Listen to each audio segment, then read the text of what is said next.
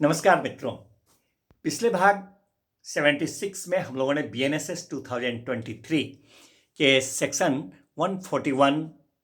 पर चर्चा किया था। चर्चा के दौरान कुछ उसके अंश शेष रह गए थे। आज हम भाग 76A में पूर्ण रूप से उस शेष भाग सहित 141 पर चर्चा करेंगे। मित्रों,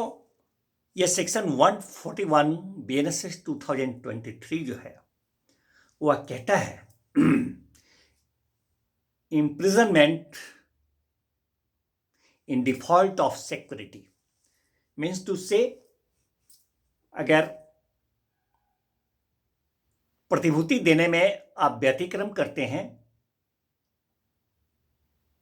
असफल रह जाते हैं, जानबूझकर या लापरवाही से किसी भी तरह से नहीं देते हैं, तो वहां पर यह धारा जो है सो कारावास के लिए उपबंध करती है। जब सेक्शन 125 अथवा 136 के तहत मजिस्ट्रेट साहब किसी व्यक्ति से अपेक्षा करते हुए ये आदेश करते हैं कि वह प्रतिभूति दे, तो प्रतिभूति के अवधि के आरंभ होने की जो तिथि होती है, उस तिथि तक,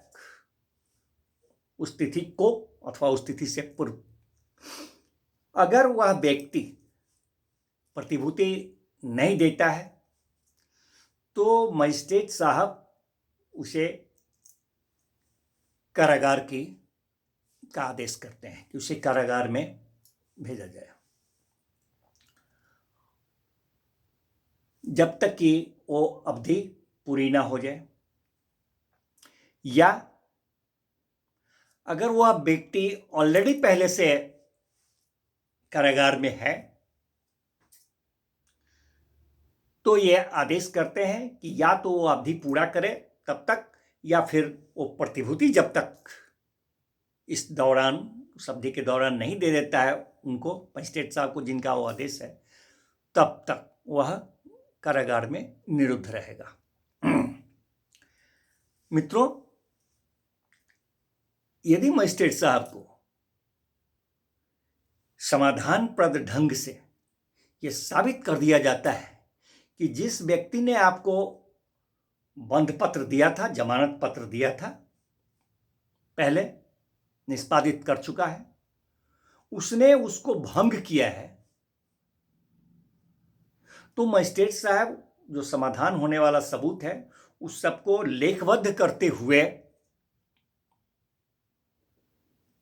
उसे गिरफ्तार करने का आदेश देते हैं कि उस अवधि तक उसको गिरफ्तार करके उसको कारागार में निरुद्ध रखा जाए जो अवधि उसमें विनिर्दिष्ट है पहले से आदेश में। और ये जो आदेश होता है मित्रों, वह कोई अन्य दंड है अथवा फोरफीचर का मामला है, समापहरण का,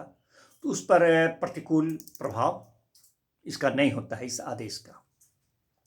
मित्रों, अगर 1 वर्ष से अधिक का कोई ऐसा अपेक्षा करते हुए मजिस्ट्रेट साहब ने आदेश किया था कि वह प्रतिभूति दे, जिसमें कि वो अवधि जो थी सो 1 वर्ष से अधिक की थी, और वहां पर व्यतिक्रम अगर हुआ है तो वहां पर वो वारंट इस निर्देश के साथ जारी करेंगे कि जब तक सेशन न्यायालय का कोई आदेश आ नहीं जाता है तब तक इसको क्या कहते हैं कि कारागार में निरुद्ध रखा जाए इस व्यक्ति को, और कार्यवाही को यथाशीघ्र जो है वह सुविधानुसार ऐसे न्यायालय के समक्ष रखी जाती है। मित्रों, जब ऐसे न्यायालय के समक्ष वो कार्यवाही रखी जाती है तो कार्यवाही में वो मजिस्ट्रेट साहब जो होते हैं, वो न्यायालय जो होते हैं, वो उसका परीक्षण करते हैं इस दौरान वह उस मजिस्ट्रेट साहब से जिन्होंने भेजा है ये अपेक्षा करते हैं कि अगर कोई इत्तला है, कोई और नए साक्ष्य है तो आप दें, और उस व्यक्ति जिससे संबद्ध यह मामला है उस व्यक्ति के सुनवाई का भी अवसर उसको देते हैं। सुनवाई का अवसर देने के बाद वो जैसा उचित समझें, जो उनको ठीक लगता है वो आदेश करते हैं। परंतु उचित समझें और ठीक समझें मतलब कि अगर कारावास का आदेश वो करते हैं, उस कार्रवाई करने के बाद वो परीक्षा और इत्तला वगैरह जो है साक्ष्य वगैरह के बाद उसका सुनवाई का अवसर देने के बाद अगर ठीक समझते हुए आदेश करते हैं, उसमें कारावास अगर उनको लगता है कि इसको कारागार भेजना है तो वह 3 वर्ष से अधिक का ज़्यादा का वो नहीं देते हैं। वह नॉट मोर देन 3 years, वो 3 साल से नीचे का ही होगा। अगर वह उनको ठीक लगता है कि कारावास देना है तो मित्रों, ये जो कार्यवाही है, जो उपधारा 2 के अधीन जो था, जो वहाँ पर उस न्यायालय के समक्ष रखा गया था, उसको कारागार में भेजते हुए मामला को, तो ये कार्यवाही अगर 2 या 2 से अधिक व्यक्ति पर है,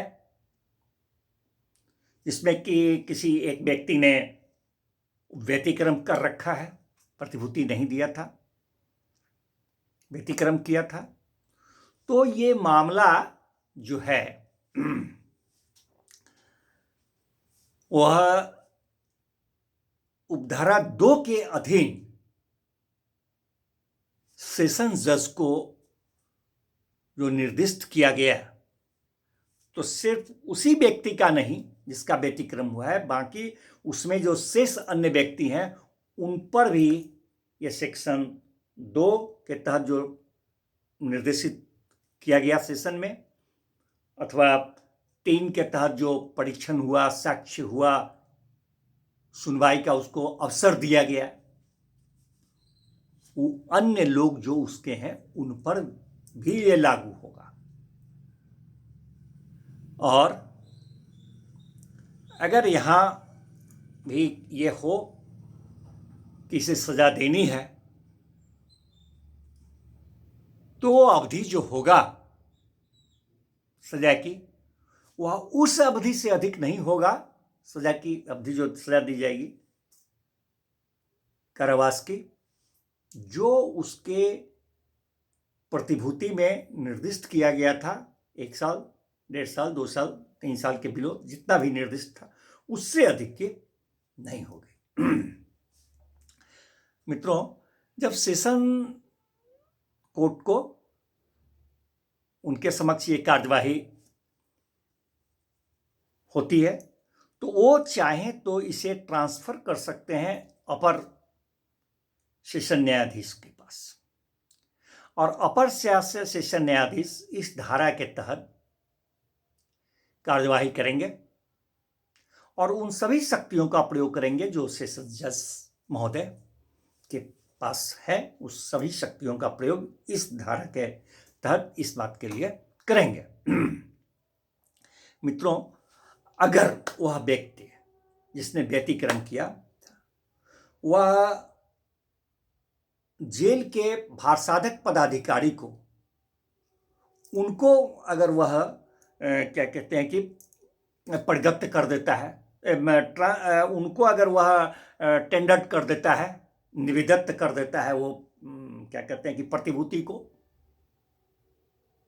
जिसका वह व्यतिक्रम किया था, उनको अगर निवेदित करता है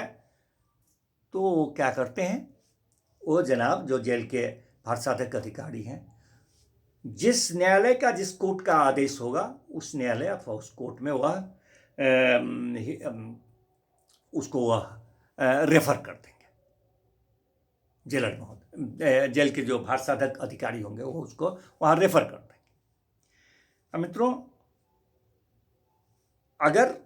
किसी प्रतिभूति में जिसका कि व्यतिक्रम हुआ है, जिससे रिलेटेड ये मैटर्स है, परिशांति बनाए रखने का आदेश अगर दिया गया था और वैसे में एक कारावास जो ऊपर में हम लोगों ने कारावास का बात किया, कारावास अगर होता है और प्रतिभूति में था कि परिशांति बनाए रखेंगे, तो वहां पर जो कारावास होगा मित्रों वह सादा होगा, सिंपल इंप्रिजनमेंट होगा, साधारण कारावास होगा। चाहे जितना दिन का भी आदेश हो वह साधारण होगा। और मित्रों, अगर सदाचरण बनाए रखने का अगर प्रतिभूति की अपेक्षा करते हुए आदेश दिया गया था कि सदाचरण बनाए रखेंगे, तो उसमें दो मैटर आता है। दो मैटर क्या आता है कि ये सदाचरण बनाए रखने वाला अगर प्रतिभूति की अपेक्षा करते हुए आदेश दिया गया था और उसके अवधि के आरंभ की तिथि तक वो प्रतिभूति नहीं दी गई थी कि यानी कि व्यतिक्रम हुआ था, जो तरीका बता चुके हुआ था, तो ऐसे में अगर सेक्शन 127 के तहत कार्रवाई हुई है, वह प्रतिभूति था, तो उसमें अगर यहां कारावास की सजा होती है इस सेक्शन 141 के तहत, तो वह सादा होगा।